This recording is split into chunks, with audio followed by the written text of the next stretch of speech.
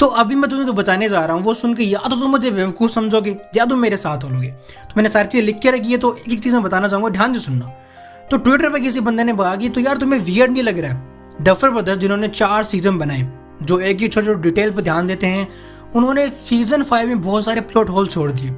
ना सिर्फ plot holes बल्कि फिल्म मेकिंग के थ्रू भी जो लास्ट वाला एपिसोड है उसके अंदर बहुत सारी गलतियां हैं। तुम्हें अजीब नहीं लग रहा है कि ये चीज़ उन्होंने सही छोड़ दी?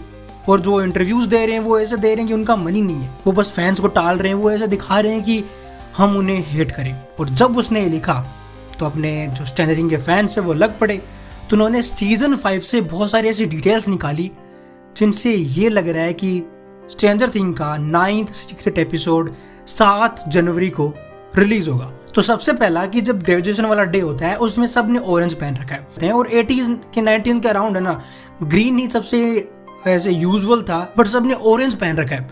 और दूसरा जब सब बैठे रहते हैं तो ऐसे हाथ करके ऐसे बैठे रहते हैं, जैसे हेनरी यानी कि अपना जो वन है वो खड़ा रहता है। उसके अंदर तुम बैकग्राउंड में अगर तुम देखोगे तो बहुत सारे बैकग्राउंड जो आर्टिस्ट हैं वो कैमरा के अंदर देख रहे हैं डायरेक्टली। और जो बार वाला सीन होता है, विल जब वहाँ पे बार के अंदर बैठा रहता है तो सब डायरेक्टली विल को कैमरा के अंदर देख रहे हैं। और सबकी जो हेयर स्टाइल है, इवन नैन्सी और नैन्सी की जो मदर की हेयर स्टाइल है वो ऐसे करके है जो हेनरी क्रील करता था। मे बी ये कॉन्सिडेंस है, मे बी ये गलतियां है कि जूनियर आर्टिस्ट है, जो बैकग्राउंड आर्टिस्ट है, वो कैमरे में डायरेक्ट देख रहे हैं और किसी ने नोटिस नहीं किया, किसी ने नहीं कहा कि आप कैमरे में डायरेक्ट मत देखो। ये गलती हो सकती है और नहीं भी। दूसरा, उसी सीन के अंदर तुम जो येलो बोर्ड्स होते हैं ना, उन येलो बोर्ड्स पर कुछ नहीं है, एक वर्ड नहीं लिखा है, पूरे ब्लैंक है वो येलो बोर्ड्स। अगेन एक मिस्टेक या फिर कॉन्सिडेंस। और नेक्स्ट अगर तुम्हें पता है तो डफर ब्रदर्स यानी कि जो स्ट्रेंजर थिंग के अंदर ना, कलर्स की बहुत इंपॉर्टेंट है। यानी कि शुरू वाले सीजन से लेकर सीजन 5 तक बहुत जगह डफर ब्रदर्स का तुम इंटरव्यूज देखोगे, उनकी जो डॉक्यूमेंट्रीज देखोगे सीरीज मेकिंग की, तो वो कलर्स को बहुत इंपॉर्टेंट देते हैं कि ये कलर ये दिखाता है, ये कलर ये दिखाता है।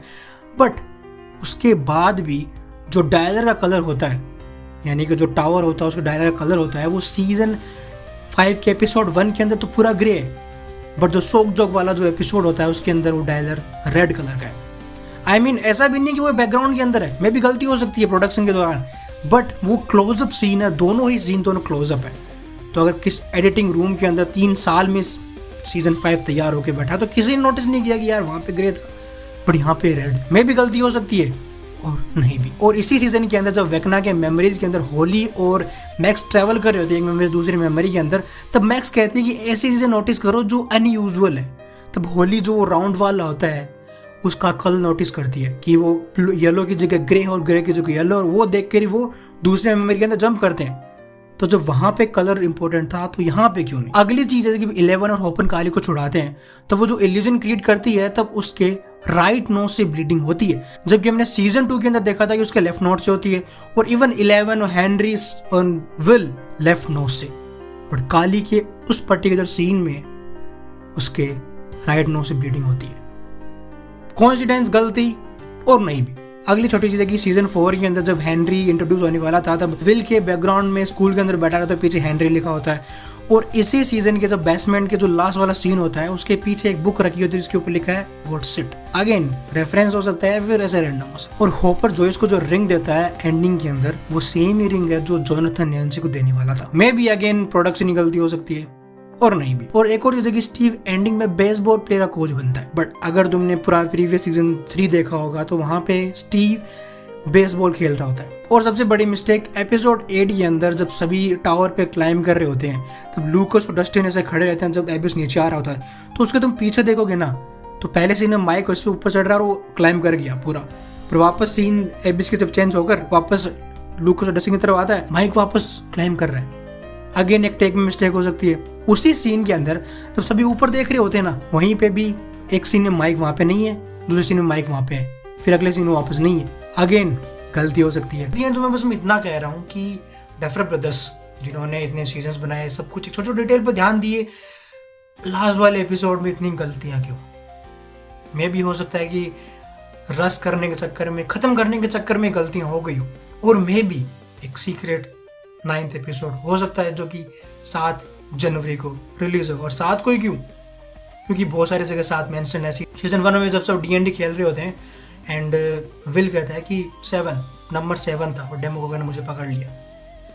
इवन जब एंडिंग में क्रेडिट्स के अंदर जब बुक फोल्ड होती है तो उसके कॉर्नर में भी 7 है। लास्ट में बस मैं इतना ही कहूंगा, अगर एक सीक्रेट 9th एपिसोड अगर रिलीज होता है तो वो चीज नेटफ्लिक्स को, डफर ब्रदर्स को जीनियस और फिल्म मेकिंग बना देंगी। क्योंकि ना सिर्फ एक एपिसोड एक्स्ट्रा रिलीज हो रहा है, बल्कि जो प्रीवियस एपिसोड्स थे उनके अंदर छोटी छोटी डिटेल्स ऐड करना, छोटे छोटे रेफरेंसेस देना किसी जीनियस फिल्म मेकिंग का ही काम है। या फिर अगर नहीं होता है तो ये सारी मिस्टेक्स डफर ब्रदर्स को एक बेवकूफ फिल्म मेकर बनाती है।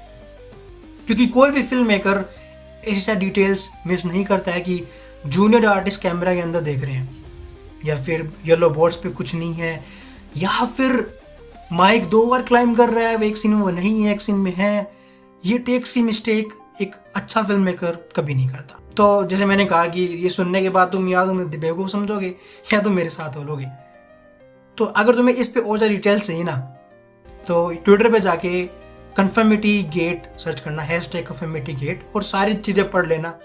मैं भी तुम्हें विश्वास हो जाएगा कि मैं सही बोल रहा नहीं। मैं सेटिस्फाइड नहीं हुआ तो मैं भी चीज़ को मानने लग गया कि क्या पता डफर ब्रदर्स इतने जीनियस हो सकते हैं या फिर वो इतने बड़े बेवकूफ़। तुम्हारी क्या थॉट्स है इस चीज़ के ऊपर? So this was captain D speaking, signing off, see you in the next video. One video जिसके अंदर मैं तुम्हें बताऊंगा कि स्ट्रेंजर थिंग मेरे पर्सपेक्टिव से कैसे बननी चाहिए थी। अगर मैं वहाँ पे होता तो मैं उसको कैसे बनवाता, कैसे बनाता। ओके, वीडियो अपलोड हो जाएगा, एडिट हो रही है। See you in the next video.